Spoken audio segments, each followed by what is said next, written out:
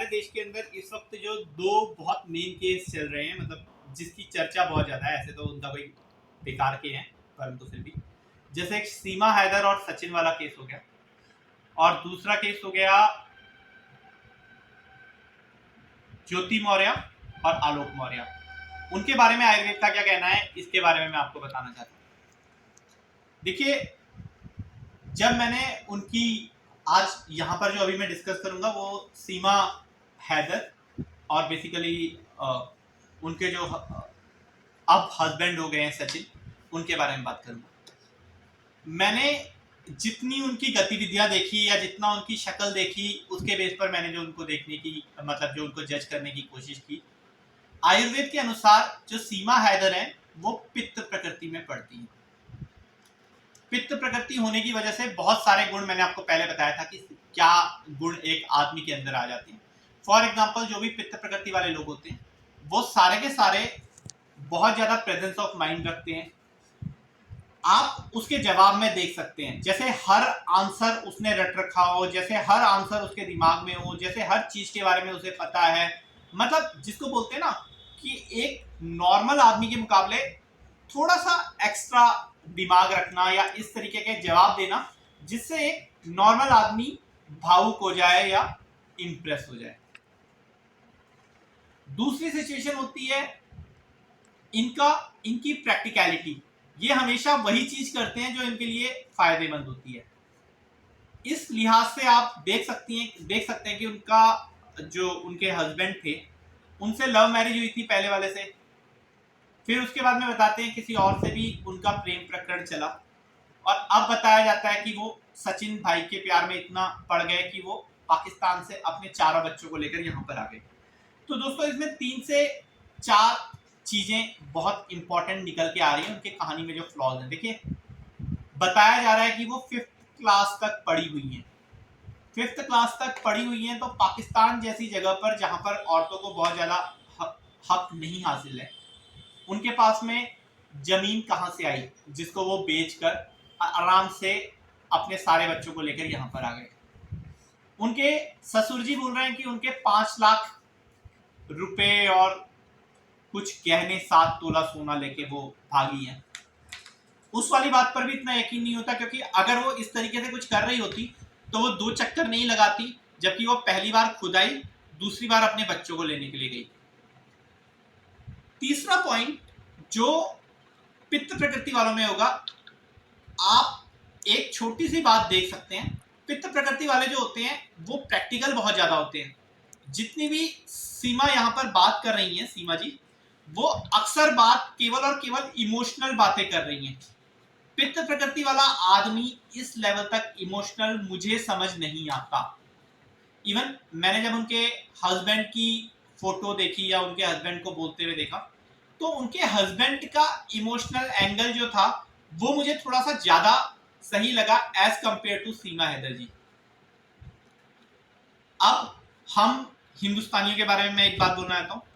हम लोग एक ऐसी जलवायु में आते हैं जहां पर आर्द्रता बहुत ज्यादा होती है। आर्द्रता होने की वजह से हमारे यहाँ पर बहुत सारे लोग पित्त कफ प्रकृति के होते हैं। पित्त कफ प्रकृति के लोग बहुत जल्दी इमोशनल हो जाते हैं, और मैंने देखा कि सारे के सारे लोग उनके पास जाकर इस तरीके से उनकी आगवानी कर रहे हैं जैसे तनी उनकी खुद की बहू आ गई। शायद उन्होंने अपनी बहू के लिए इतनी रिस्पेक्ट नहीं दी होगी जितनी वो सीमा हैदर के लिए दे रहे हैं, जो कि मेरे हिसाब से कहीं ठीक नहीं है। एक कहावत है, बेगानी शादी में अब्दुल्ला दीवाना।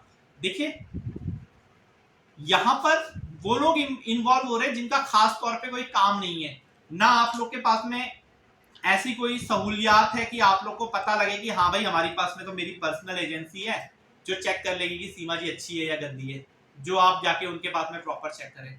दूसरी चीज दोस्तों, आपके कुछ किसी एक लड़की ने हिंदुस्तान की इज्जत कर ली या हिंदू धर्म की इज्जत कर ली या हिंदू धर्म अपना लिया अपने 4 बच्चों के साथ, इसका कोई खास मतलब है नहीं, क्योंकि लास्ट में जो वैवाहिक जीवन होगा वो सचिन भाई का होगा और उनका वैवाहिक जीवन आराम से चले, 2 साल बाद उनको कोई धोखा ना हो।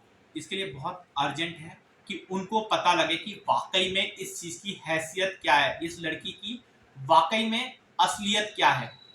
किस तरीके से वो इतनी आसानी से सारे पासपोर्ट बना पाई, किस तरीके से वो अपनी जमीन बेच पाई, किस मतलब एक पाकिस्तान जैसे मुल्क में इतना किसी लड़की के पास में एक कॉन्फिडेंस कैसे आया। वैसे प्रकृति वालों के पास में कॉन्फिडेंस की कोई कमी नहीं होती। मैं यहाँ पर ये नहीं कि मैं सीमा हैदर जी को गलत बता रहा हूँ या मैं बता रहा हूँ कि वो जासूस ही है, इसको बोलने वाला मैं कोई भी नहीं होता, मेरे पास में ऐसी ना जानकारी है ना मैं ऐसा कुछ कर सकता हूँ।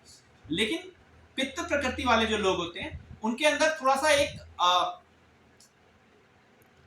अपॉर्चुनिटिज्म वाला थोड़ा सा पॉइंट रहता है। अब मैं इसको अपॉर्चुनिटिज्म भी नहीं बोलूंगा, परंतु वो अपनी सिचुएशन के हिसाब से अपने आप को ढाल लेते हैं। तो जब वो सिचुएशन के हिसाब से बदलते हैं तो कल को जब सिचुएशंस बदलेंगी तो क्या सीमा जी एकदम वैसी ही रहेगी, क्या सचिन भाई की लाइफ एकदम वैसी ही रहेगी? इस वाली चीज को तो चलो हम लोग एकदम से प्रिडिक्ट नहीं कर सकते, परंतु फिर भी सचिन भाई को ये जानने का पूरा हक है कि जिस लड़की पे वो भरोसा कर रहे हैं कि कहीं ऐसा तो नहीं कि उनका मकसद ही कुछ और हो। तो जो पित्त प्रकृति वाले होते हैं उनमें इंटेलिजेंस फूट फूट कर भरी होती है, वो अपना दिमाग लगाना जानते हैं, वो इमोशंस को यूज करना जानते हैं। तो प्लीज उनके दिए हुए इमोशन से इमोशनल मत होइए। बेगानी शादी में अब्दुल्ला दीवाना आपका काम नहीं है। आपको कोई जरूरत नहीं है ये देखने की कि क्या सिचुएशन हो रही है, हमारे देश की वैल्यू बढ़ रही है, हमारे धर्म की वैल्यू बढ़ रही है। That is not the case. Main point ये है कि क्या एक सचिन जो हैं उनके साथ कोई धोखा तो नहीं हो रहा, क्या हम लोग इमोशंस के नाम पे इमोशनल फूल तो नहीं बन रहे।